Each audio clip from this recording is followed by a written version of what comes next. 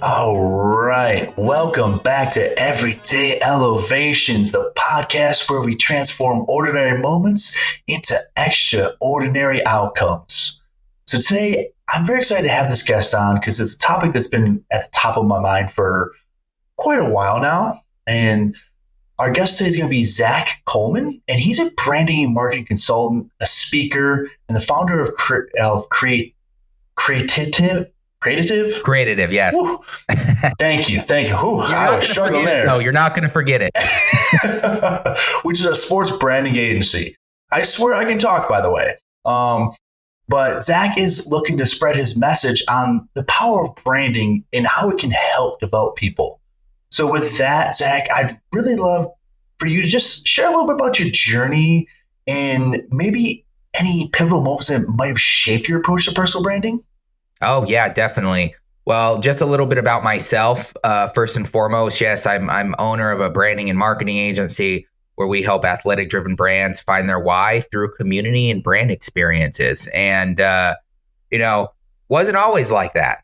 It wasn't always in that direction. And the reason I say that is because a little bit about me, and kind of my personal development perspective is I actually had to redefine who I was multiple times in my life, not just from a personal level, but from a brand and a growth perspective as I was growing my business, as I was growing what I wanted out of my business, out of my life. And so going on to that personal development style mindset and the premise of what you're talking about with personal branding, I think it's funny because I think a lot of people don't realize that personal branding has probably been a thing for generations, but it's just become such a buzzword, right? It's been such a buzzword the last 10, 20 years. I think now that we have so much present ability to promote ourselves on social media, I think it's kind of become a lot more prevalent in today's day and age. I mean, we see lots of people out there. Ryan Reynolds is a great example where he's built his personal brand around these companies, and he's able to not just be owner of it, but utilize himself and his image to promote the companies, right? And so it's just one of those aspects of personal branding that I think that me personally, I had to, I think it really comes down to finding yourself. It's a mindset. It's a mindset kind of branding perspective where corporate branding is all about having that same perspective with the team, and community branding, which of course we'll talk about later, and building a community is all about team and client, so I think that from a personal branding perspective side, me personally, when I started my business about 8 years ago, I was at this premise where, I was in the corporate world for 6-7 years.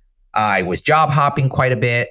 And I just kind of got to the point where I realized, hey, I can do this better myself. Not to get too much into the corporate job that I had, but honeypot syndrome. I had great leadership, okay leadership. And then by the end, I was like, I can just do this better myself, right? I want to do something better. And it really, I think, came down to my values. It came down to who I was as a person. And I think that that's really what defines a person in a personal brand in itself is every single one of us has that ability to kind of have these values, right, within ourselves, how we want to promote ourselves, who we want to be, and separating ourselves from everybody else based around those values that we hold dear to our hearts. For each of us. And as I started to grow my business, funny enough, I started to lose those values. My personal values, who I was. I think it's kind of really correlates with business, right? I think it really correlates with the sense of, hey, you're starting off, you're learning all these things, you have all this enthusiasm, you have these goals, you have this vision, and then something gets compromised. You start really focusing on, oh, well, now I have to delegate. Now I have to, I start fixating on that top line more than I do those values that I once had in myself. And so you start to compromise those things. And I had to go on into a journey myself to redefine or rediscover, so to say, those values that I had in myself, which somewhat helped propel me to start taking that next level in my business. I had to take a step back to take a step forward. And yeah, I think in short, that's a little bit about my story. I kind of summed a lot up there, but that's me in a nutshell. Nice. I love it. So actually one part of the last part there is something that stood out to me a lot. So for somebody who might be, because I love the fact that you talked about focus on your values. A lot of people try to focus on their unique value proposition versus their own personal values of it.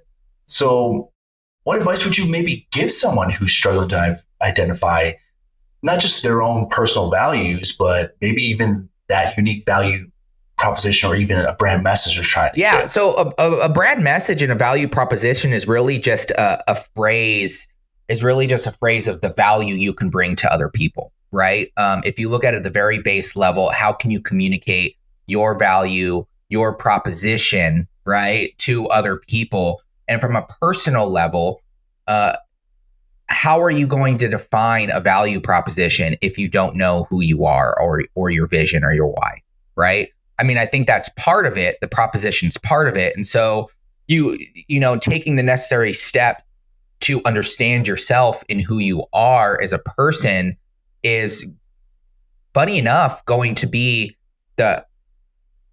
probably one of the biggest, not just holdbacks for companies in growth, people in growth, that no matter what their business is, but it's also going to be their determining factor on burnout and like just really living up to those morals. And so for me personally, I didn't even know those values were my values, So when you say, hey, how do you discover? That is a hard part, right? Like discovering those values. And it wasn't until I was lost at a certain point in my business where I'm like, what is missing? Like what is missing? I had values, don't get me wrong. I mean, I do this for a living. So I had values that we wrote, but I did exactly what I am telling people is wrong. I created these values. I put them up on, I made sure all my employees were hired from these values. I made sure all these people, and there was nothing wrong with those values per se, but it wasn't me. They weren't 100% me. I was still in a discovery phase of the evolution of myself. Were they part of me? Yes. But I had to take a step back and say, all right, when I first started this business, and this can correlate for anyone, not just business. This could be someone in the corporate world. This could be someone that's just looking to help people. Whatever you may be at in your life, what are times in my life that I was truly happy? When were times in my life where I was actually able to sit down and be like, I was at peace? And try to, either journal or just think back in some of those nostalgia moments where you're like, okay, why was I happy? What was the things around those perspectives that were me, that were making me be truly free and happy during those moments? And for me personally, I realized that, connection was something that was really prevalent to me when I was right at that beginning phase. I knew right at that moment, I was at peace. I was still doing all of my personal stuff on a daily basis. I was meditating. I was working out. I was going on my runs. I was starting a family. I was connected to my wife. We were talking about starting a family. Like I was building this connection of people who valued the same, very similar things as me, right? I had friends. I was working with some people who had a connection with, but the reason I realized I left my job was really I didn't match their values. There was a disconnect between who I was and what I was doing for the company. And so I realized, oh, I'm very big on that aspect of connection. Like I knew that, hey, right now in the brand that I'm developing,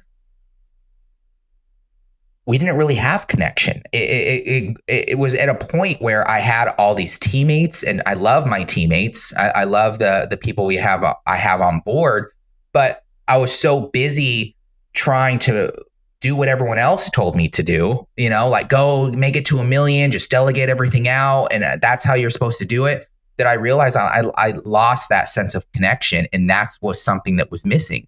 And so I had to set myself on a personal path to be like, okay, how do I bring more connection back into my life? Live by this value so that I can start bringing happiness. And does it necessarily affect the top line? May not.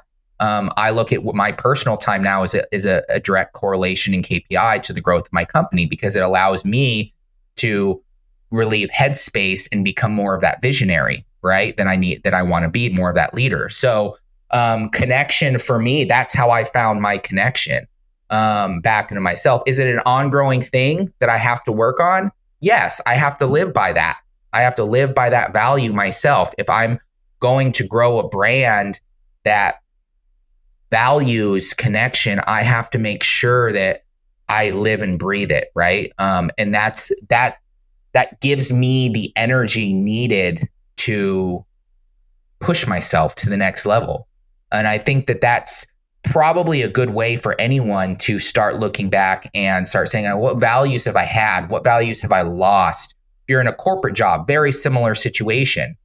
Brand values should be very similar to personal values, right? They should be an ever-growing process of finding the values of leadership and the leaders of the company, the owners, and those should be what resonate out to bring in people that value those same types of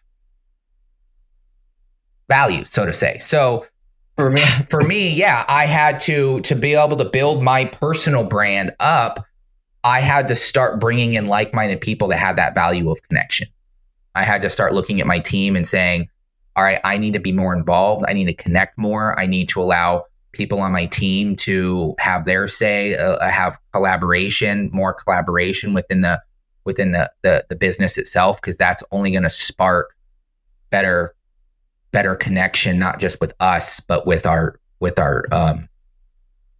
clients and things of that nature. So that's just one aspect. Connection was one. I do have a couple of more that I kind of had to go through, but I feel like it was kind of a stage. We all go through kind of the stage of needs. I don't know if anyone's ever heard of Maslow's law of needs, and I've kind of had to go back and I've had to look at that and kind of say, man, this is me. Like I value connection. I value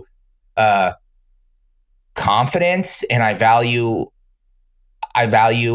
contribution. And those are, funny enough, the 3 stages right past, basic needs and then security. And I was at a point where I was finally feeling secure in my business. So I was like, oh, now is the right time funny enough, that's why these needs are coming up. That's why I'm starting to look at my values and need to reestablish these values. Oh, I love that. I love the fact, first off, that so many people on this podcast end up talking about how journaling, writing their thoughts out, is such an underrated skill. I don't want to say it's a skill. It's just an underrated thing to do to get your ideas out there, figure out who you are. So for this, I'm just going to kind of sum it up. You're saying take some time to think about what your values are at times that when you're happiest, figure out who you are as a person. And that's how you kind of figure out where you're going towards in terms of your personal brand. Yeah, it's your direction. It is. They're the fundamentals. They're the fundamentals of you personally. I think that a lot of people get caught up in the game of, we'll just call them the tangibles, where they're like, oh, I just need a logo and a color scheme and a value proposition. Yeah, that stuff's great on paper, for you to follow, but you're not even going to be able to find those out if you're not find those out correctly, and they're not going to really be you. They're not going to really grow a brand or a business that is seen of value by other people if they're not you. So as a personal brand, you should be like really thinking about, who am I and how can I display myself fully me, who I am. And I feel like a lot of people lose that in the sense of, I have to do what everyone else says. And then they get caught up in the grind of, like I said, trying to focus on that number on a computer screen. That's for, we are a very analytical culture nowadays. So super number oriented and everything. So that makes sense. I'm kind of curious for somebody maybe just starting out, and I feel like it's going to kind of give a very similar answer here. But nonetheless, just for anybody starting out, what are maybe some good first steps for them to take to build out that personal brand? Obviously figure out your values, but let's say once they find those values, what would you recommend after that? I would say that's a good time to start documenting, right? Like you said, we're a very analytical society. Me personally, I got my bachelor's in the creative side. I'm a visual communicator at heart. And then I started to build this marketing company, and it started to meet my analytical side because I'm a technical expert as well. I'd love to dive into the weeds of like coding and SEO and all that fun stuff. And I lost it. So I think a good first step for anyone as they start to articulate this is to allow themselves to breathe, allow themselves to not get caught into the trap of the analytical side. Because though it's needed, and you always need to focus on top line, you always need to focus on bottom line. Your people are always going to be a necessity no matter what within any business. As personal brand, you have to continue to monitor yourself to make sure that you're following your path, because if you don't, you will lose your path and you will get to a point where I was, right? And you won't have determination. You just won't want to proceed. And so being able to document this stuff down and continue to use your creative side to make sure you're living up to your path will keep you in line on that path. Oh, it makes sense. It's kind of funny because it just popped in my head because I'm actually personally struggling with my own, personal branding at the moment. I had a friend ask me, what is your brand? It's like, that's a good question. It's like, where do you want to go? And I have little ideas here and there. Like, I love doing this podcast. This is an extension of me. I love just talking to people and gathering information and be able to help others to receive that information along with myself. But then I'm like, okay, well, that's not all I want to do with my life. I don't want to just, I would love to be Joe Rogan. And I know he does more than just podcasts, but like stupid rich off his podcast and all the sponsorships. Like, sure, that'd be great, but that's not my dream. Like, I know I want to eventually create a coaching business. I want to get on stage and speak. But in terms of finding who I am, that's something. So I was really interested for this call when you reached out. I was like, oh, this is amazing, because I have been struggling to figure out exactly what I need to do. So I know after this call what I'm going to do. I'm going to go journal down and figure out what my values are. Because at one point I thought I had them, and I realized it's not something that I value the same way anymore. Basically, just a very long tangent of me saying I'm loving this conversation, and I think this is going to be incredibly helpful. But let's say for people like me who are still a little lost in the beginning stages of personal branding, what do you think are some common mistakes that people make when they're trying to build out their personal brand? And what are ways that they might be able to avoid those? Yeah, I going back to what we were saying earlier, I think a common mistake is trying too hard to follow other people. There's nothing wrong with having people you admire and being like, hey, I kind of want to be like them. But your path is going to grow. It's going to evolve. You talk about Joe Rogan here a little bit. If you look at where he is now, did he say 15 years ago that he was going to create a podcast and be a multi-millionaire? I don't think so. And so that was an evolution of him and his values in his brand. And that's what basically a rebrand is, right? Is when you look at it, that is a rebrand. And so for someone like you, first off, I would say, hey, don't over it. I'm an overthinker. Something that I have to work on every day is I'm an overthinker. I wake up at 3 a.m. I can't go back to sleep. And those nights that I actually sleep through the night, I'm like, okay, I'm at peace right now because I didn't wake up at 3 a.m. Right. And so it's just really jotting down. I would say really just jotting down.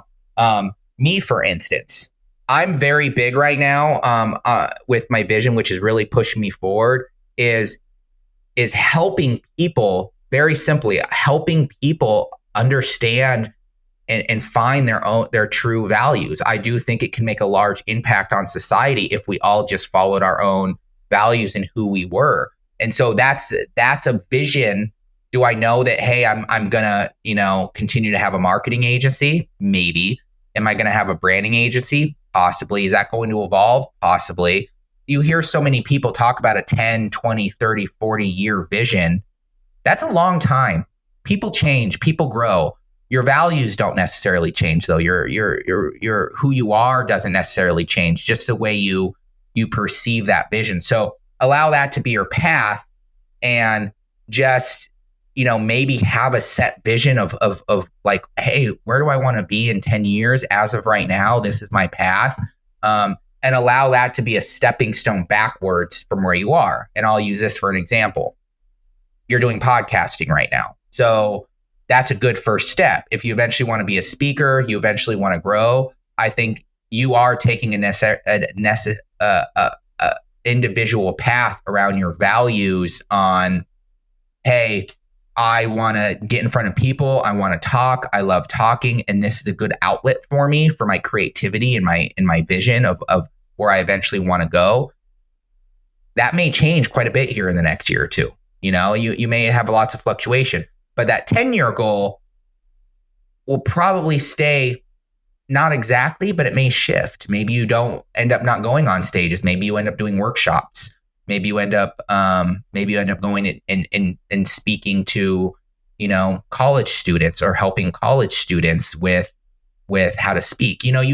There's so many different ways your vision can take alignment. So getting back to your question, just kind of focusing on the now and just kind of saying, hey, where does my vision and my path with my values, where does that lead me right now? And allow that to breathe. Allow that to be your journey of self-discovery and exploration as you try to make it to the next level. Can you try to write down a 10-year goal and a 10-year vision? Yes. I'm not saying there's anything wrong with that. It helps, but just be okay with that pivoting and somewhat changing, but allow that to be a kind of like a tree trunk. Allow that to be your road till it eventually splinters off into a more defined path towards your vision. I love it. It's interesting that you keep mentioning the present in that last part there, just because I have been told to focus on the present. One of my mentors has this phrase that he loves to use, Jesse Itzler, be where your feet are. Now, when he first said that to me when we were doing an obstacle course, I wanted to fight him. And he's like the sweetest individual too. Like, you really wouldn't want to, but like at the moment, like I'm in the pain cave. He's like, oh, just be where your feet are, one step at a time. And I'm like, I don't understand. So more and more, as you mentioned that, it resonates with me, because it took me a few years later. I was like, oh, that's what he was getting at. Like, just be here. Where it's everything else will fall right? into place. It's contradicting, right? I didn't mean to interrupt, but I think it's funny because it's like, and I laugh because I still do the same thing. It is hard to be in the present. It's one of those situations because everyone looks at social media and all this online stuff as being this great thing. And it can be if you have the right beliefs around how it can evolve and how it can help. But it also causes something that we didn't have 10, 15 years ago. It causes how is this person doing it? I want to be like him. I mean, nothing against Alex Hormozy. I think he's done great things, but you can see that he personally talks about how to make it to $1 billion, all the time now. It's no longer $1 million. It's no longer 10 million. It's apparently $1 billion now. And so everyone strives to get there without necessarily understanding the journey, even though he talks about his journey quite a bit. Some of those more painful saking moments that he had in his own personal journey to get him to where he needed to go. And so I, just from some small tips that can truly change people's lives, like me, I'm a workout fanatic, right? I had to go back by myself. I don't even wear my iWatch anymore. I was so big on just tracking calories, tracking my workout routines, and I still do. I'll wear my watch when I go to the gym, or I go on runs just to kind of calculate where I'm at. But I don't wear it during the day anymore because I need to try to stay present. I want to try to stay present and allow myself to have that visionary time to really think creativity. I keep all day today. I can't say that word. Funny enough, I had a team meeting this morning. I was doing the same thing. Think creative. And so, yeah, it's funny you say that because it was kind of a contradictory, right? It's like, oh, how do I stay grounded? And then I wanted to fight him. It's like because your body, you weren't allowing yourself to understand that that's your mind was fighting with you, right? Like, no, I want to think. That's what I'm here for. And so I just thought that was a funny spin because I do the same thing all the time. Like, still, it's hard to stay present, but I think that it is definitely one of those things that can impact the majority of people in today's world. Just kind of thinking present, thinking about who we are, and just being happy with the journey that we're on. And that's what I found being more present is the happiness factor has just gotten so much better for me, knowing that I can just be grateful for the moment versus worrying about, oh, where am I going to be 10 minutes from now, 30 minutes from now, a year from now, 10 years from now. That's how my mind used to work for the longest time. Just having been in sales, you always want to think for the next dollar, the next goal, whatever. But I just love being a little more present, not stressing that stuff. One thing in that previous conversation that like last little tidbit there, you were talking about social media technologies. And one thing I've been curious on in terms of personal branding, just branding in general, we're an AI-driven society nowadays. How has that impacted personal branding? Yeah. So here's the harsh truth. I get prospects bit in all the time. I had a prospect come in about 3 weeks ago. They had a great business model. They grew it to about 200 to 300K quite fast, and they literally wanted to shift their whole business model to an online brand. Why? They didn't like people. They're like, I don't want to work with people anymore. I don't want to hire employees anymore. And I was in shock because I didn't know how to help them, because I was like, well, you're always going to need people. And I think in today's society, going back to your question in its fullest, is that doesn't matter if you're a personal brand. I think people think, oh, now that we have AI, personal branding means personal. It means me. It means I'm gonna make, and at the heart of it, depending on where you're at in your growth cycle, and I mentioned earlier Maslow's laws of needs. If you're in the security portion of that, you're probably like, I want to make $1 million with. This is just an example, but like they think it's $1 million with a 90% profit margin because they're doing everything and they have all these automations going and all this stuff. That's not how it works. It never will work that way. People are still going to be needed in everything that we do, not just for the aspect of building a great brand, but also to have a vision and a community of people that, follow a similar path and a similar vision. I mean, we're all here for one reason, is that is to make society better for the next generation, So AI at its core, I think that, right now I could say, we do a lot of creative and SEO writing for a few large companies, right? And we actually detour away from using AI because you need that creative inspiration, because it will never get rid of creativity. AI will never get rid of the creativity, the creative side. The side that everyone's lost in, the analytical, is funny enough what it's taking over, right? For the most part. So I think it's going to allow people to be more creative. It's going to allow people to kind of possibly move away from a positive perspective.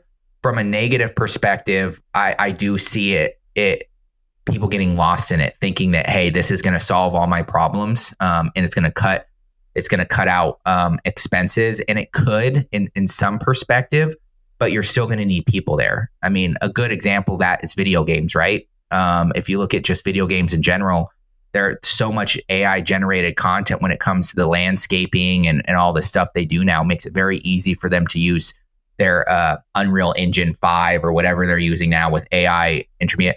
Do they still have people working on those projects? Yeah, they have people now learning the AI to do that stuff. And so I do think that AI is going to play a huge impact. I'm just hoping that everyone listening to this podcast or watching this will understand that, AI is not a end all mean all solve. It's not going to solve all your problems. It's not going to help with the creative. It's a lot of times regurgitated content. So for certain things that we use it for, I'm very big on using it as a tool for things that are somewhat set in stone. So for instance, our SOPs that we're developing internally, ways that we can connect certain systems together to help with very small tasks that no one wants to do, like sending out reports or sending out summaries of this podcast, for instance, to get notes, like stuff like that. I think it's really going to help at the end of the day, just give us more freedom for communication. But when it comes to actually creating these large brands, I mentioned earlier, values, AI is not going to have values. It's not going to have creativity. And so you still need yourself to allow yourself to breathe and to create something that's you, because your business and your brand is in essence is you. No matter how big you are, no matter if you're a corporate brand, if you're a community brand, even a personal brand, it is you at the end of the day. So I know that went off on a little bit of a tangent, but I love this topic, so I tend to go into it a little bit. No, that's fair. And the main reason why I asked that is because I just know, for instance, there was this Instagram account that was completely all AI. They generate out a ridiculous amount of revenue off this AI profile, and they have like, I don't know, 100,000 followers. I couldn't even remember how many it was. I just remember it coming across my profile one time, looking, I'm like, oh, that's AI, because I play with AI, so I could tell when it's an image of AI. Not all the time. This was a pretty good deep fake profile type thing. But they also mentioned this is an AI model. Yet they use that completely for it. So that was kind of the inspiration behind the question. Is just like it popped in my head when you talk about technology. I was like, man, it's crazy that somebody doesn't even have to put themselves out there. They could use AI and still find a way to market and brand and make money off that. And I look at that in two perspectives. One, social media in itself, and I get this a lot from clients that are at certain stages of business growth. They're like, we want to hire or we want to become a whole social media team and media team. And it's like, dude, you're only making about $500K a year. You know how much money and time it's going to probably cost you like $40K to hire a month to hire a team to fully do what you need to do on the social media side. And so there are parts of it from a positive aspect that could save on that, right? But from a negative aspect, what is the point of social media? Community building, right? Like it's a place where people can find and help other people. And if AI is just generating regurgitating content, I'm not going to say that hey, making money is a bad thing, because it's not. But I will say anybody it's back to the Maslow's law, right? Is that the hierarchy of needs? If you get to a point where you're getting past that security phase and you're like, oh, I'm making money now, your next thing is relationships and love and connection. And so is that really going to be something that's going to be long lasting? Is that going to be something that you're really leaving a mark on the world and making society better, right? Unless your vision is, I want to help people spend less money on social media, like I said earlier, in a positive aspect, then it's probably not going to last long. But back to trying to stay positive, there's definitely an intertwining with that AI, as you're saying, that there could be a positive output from it. So I'm not against AI by any means. I just know that, hey, we're all still people, and we also have our unique values and who we are, and that those need to be displayed to really be able to grow something that you'll feel proud of, is either a legacy for yourself or your children or your community. And so it may not bring that purpose that you want, you know? I hear you. Yeah. I'm one like you. I probably use it maybe more than you do, but based off the conversation. But for me, it's a tool. I'm not trying to have AI be who I am, because I actually use it for stoking some creativity for myself. I like to brainstorm with it. But yeah, the way it writes could never be me. Yeah. I mean, I'm a creative. I'm not going to go have it use it to write a whole blog article or a whole or create a whole design, because pretty horrible creativity stuff, to be honest. But at the end, because it can't be, it's never going to be creative. It's just regurgitated. But it does help looking at audiences, doing some of that stuff that we may have in the past either missed or just not taken the time out. It allows us to have it actually can allow us to build the creativity. So you're right. There are senses of it from a positive aspect that can help spark that creativity in all of us to kind of push forward to take that next step into something as well. Especially for someone that maybe even lower than you are, that may be like, hey, I'm just getting ready to start a business.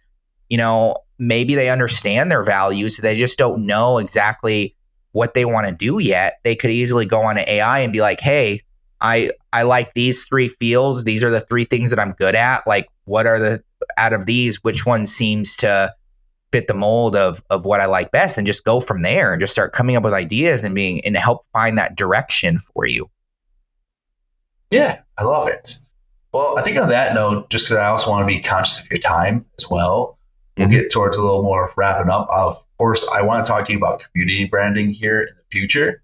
But before I start asking my final questions, I'd love to leave the floor open for you if there's anything maybe to get a chance to touch on that you would like to touch on.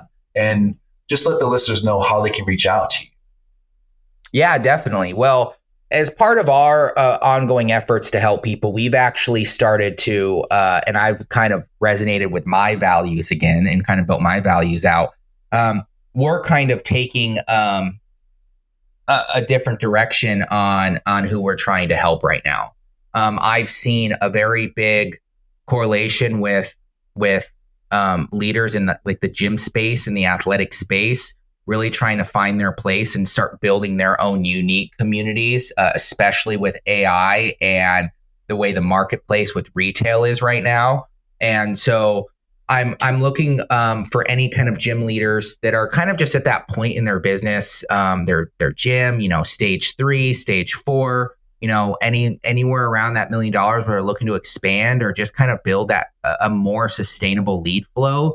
I'm here to help. We just came out with this private podcast, about 15 minutes, 3 episodes, where people kind of dive into it, leisure, workout, whatever they like, and kind of learn how they are building that sustainable lead flow in just 5 minutes a day. So if anyone wants to kind of take effort into that, take a listen to on their leisure, head over to leavethatmark.com and download that podcast. It's free and it's there for you to get to know a little bit about me. Love it. And I don't know how much these gym owners make, but I'll get you in contact with a couple of them outside of this, of course. because I have some friends who run gyms out here in Colorado. Well, that's nice. Again, I don't know what their finances are, but nonetheless, I'm a connector of people. It's one of the things I love to do. So I'll get you connected outside of this call here. But perfect. With that, yeah, of course. I mean, I'm just grateful you came on this podcast and gave all these golden nuggets today. So it's the least I can do is how I look at this. And I'm looking to get more. These podcasts to me, I mean, they match my values, right? I love helping people any way I possibly can. And so jumping on this makes me feel alive and lets me know that I can help people and contribute to society without necessarily having to, bring a whole team in and do all this work for people. So I do appreciate you coming on and not coming on, you allowing me to come on your podcast and speak to your valuable audience. Of course. Again, I'm super happy to have you here. Thank you. With that, I'm going to ask one question here, just because I want to be conscious of your time. It's a two-parter. What would your superpower be if you had a superpower? Or what do you consider to be your superpower currently? And if you could have an additional superpower, whether it's comic book related or some skill set superpower that you'd like to have, what would that be? Oh, this is a good one. So what I consider my current superpower is I'd say 90% of the time I can delve into a company's marketing and their branding efforts and what they're doing. And I can actually feel and see how organized, how authentic they really are as a brand just by looking at their assets. And it's a superpower of mine. I didn't know how that came. I just started realizing it about 8 months ago. I'm like, oh man, and it never fails, right? And so that's a current superpower of mine, is just being able to really feel how people are through their marketing efforts. But a superpower that I'd like to have. Now, this is going to be a unique one because it's not actually something I have. It's something that I had that I didn't think was a superpower. When I was a kid, I was very empathetic of people. I was very sensitive. I've always been a very sensitive person and caring of other people. And growing up, I thought it was a curse of mine to have. And now now that I have children, and one of my oldest really has that same empathy and sensitivity in him, I'm starting to see how much of a superpower it really is to be empathetic and sensitive towards not just yourself but other people. And so I would say that's a superpower in itself, is that empathy. Yeah, I love it. That's actually the first time I believe it's the first time someone's actually used that as, I've had someone have that as their superpower, but not the one that they wish they had. And that's something that I think, let's be real, more society needs to have empathy. So I think it's great that you instill that within your children. So that's awesome. You're already set them up for success. And it helps you realize that it's something that you had early on that you could still have. Yeah. So it's just a win-win for you. Yeah. I love that. It's ironically kind of very similar to us talking about values and looking back, right? And I had to look back and have certain circumstances help me find it. So I appreciate that. Yeah, it's definitely one that I'm grateful to have. Yeah, amazing. All right, so I'm going to wrap this up here. With that, I just want to give a big shout out to our listeners who are going to tune in when this episode is released. If you enjoyed the episode, show a little love, hit that like button, subscribe, leave a detailed review. This is not only just going to be on Spotify and all the podcasts similar to Spotify, but it's also going to be on YouTube as well. So please like and subscribe there. Check us out on Instagram at Everyday Elevations. There you're going to get some exclusive content, some of the latest updates, a little peek behind the scenes of who I am and what I have cooking. And also, please sign up for the Wellness Diaries, which is going to be at everydayelevationspodcast.com. So that's going to be where we break down all the golden nuggets we take from our podcast episodes and turn them into a weekly newsletter for you. So with that, just thanks everybody so much for tuning in. Zach, thank you so much for coming on. I'm looking forward to part 2 of this. Me too.